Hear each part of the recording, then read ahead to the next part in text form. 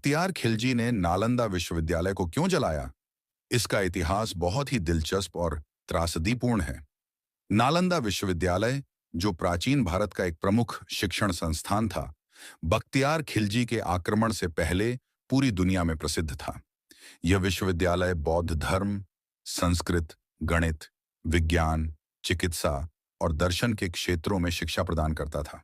इसके छात्र और शिक्षक दुनिया भर से आते थे और इसे एक ज्ञान का महान केंद्र माना जाता था।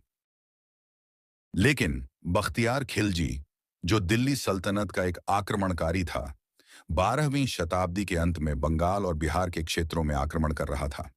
उसका मुख्य उद्देश्य भारत के विभिन्न हिस्सों में अपनी सत्ता और नियंत्रण स्थापित करना था। नालंदा विश्वविद्यालय पर उसकी आक्रमण की वजह थी उसकी धार्मिक और राजनीतिक दृष्टिकोण। बख्तियार खिलजी एक मुस्लिम शासक था और उस समय भारत में इस्लाम और हिंदू धर्म के बीच कई संघर्ष चल रहे थे। खिलजी ने नालंदा विश्वविद्यालय पर हमला किया क्योंकि यह बौद्ध धर्म का प्रमुख केंद्र था और वह इसे एक बौद्ध धार्मिक केंद्र के रूप में नष्ट करना चाहता था। कहा जाता है कि बख्तियार खिलजी के आदेश पर 1193 में नालंदा विश्वविद्यालय को जलाकर नष्ट कर दिया गया।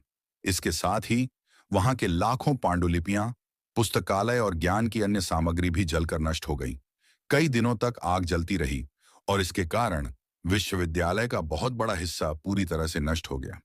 यह घटना न केवल भारत के ऐतिहासिक और सांस्कृतिक धरोहर के लिए एक बड़ी क्षति थी, बल्कि यह एक कालखंड के अंत की भी पहचान थी, जब नालंदा विश्वविद्यालय का प्रभाव और महत्व खत्म हो गया।